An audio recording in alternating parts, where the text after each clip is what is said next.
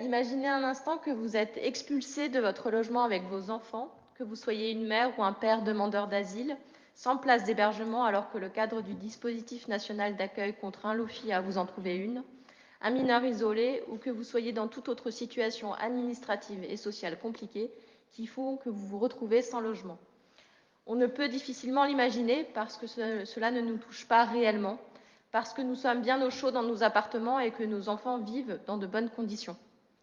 Pour autant, quelques jours après la Journée internationale des droits de l'enfant, dans notre ville, 50 enfants scolarisés vivent à la rue. Grâce à la mobilisation d'associations comme Jamais sans toit, de parents d'élèves ou de corps enseignants, 31 enfants sont logés actuellement dans 6 écoles de la ville.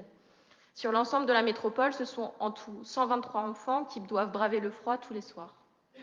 Pour autant, à Lyon, ils sont plus d'une centaine de mineurs non accompagnés à ne devoir compter que sur l'aide des associations et des collectifs citoyens engagés, alors que chacun d'entre eux devrait relever, comme tout mineur présent sur le territoire, de la protection de l'enfance, donc logé par la métropole.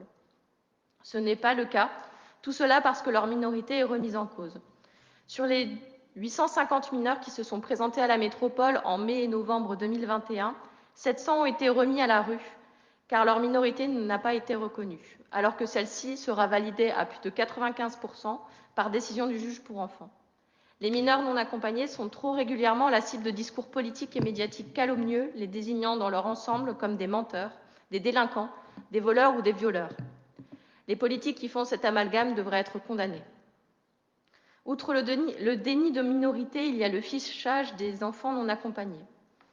La loi Collomb, et oui, ça ne s'invente pas, ou autrement dit la loi Asile et Immigration, a instauré une nouvelle étape de la procédure d'évaluation des mineurs non accompagnés, avec la création d'un fichier biométrique, en dépit de forte opposition du Défenseur des lois, de l'Observatoire national de la protection de l'enfance, du Conseil national des barreaux, ainsi que de nombreuses associations et collectifs. Pourtant, au printemps, la métropole a voté pour cette convention préfet-métropole parce qu'un décret de 2020 fixe des pénalités envers les départements réfractaires au fichage qui ne percevront plus que 100 € au lieu de 500 pour chaque mineur évalué. Est-ce que nous devions sincèrement fragiliser encore plus l'accès à la protection de l'enfance pour un enfant pour 400 €? Je vous pose la question. 16 départements ont décidé que non, et c'est le cas par exemple de la Seine-Saint-Denis ou du Val-de-Marne qui s'y opposent très fermement malgré les potentielles sanctions.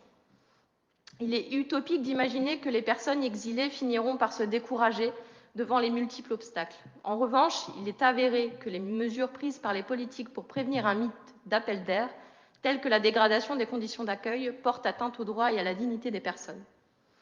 Ces situations sont indignes de la France, 5e puissance économique mondiale et signataire de la Convention internationale des droits de l'enfant. L'enfance est un sujet éminemment politique.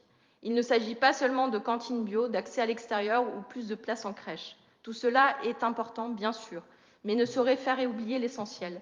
La société solidaire et écologique à laquelle nous aspirons ne peut trouver son terreau que dans un respect profond de la dignité humaine, des droits humains et des droits de l'enfant.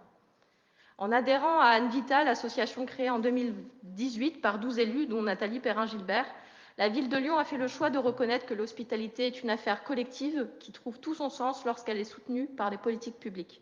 La ville a mené, depuis 1 an et demi, et continue de mener une politique volontariste d'accueil et d'intégration.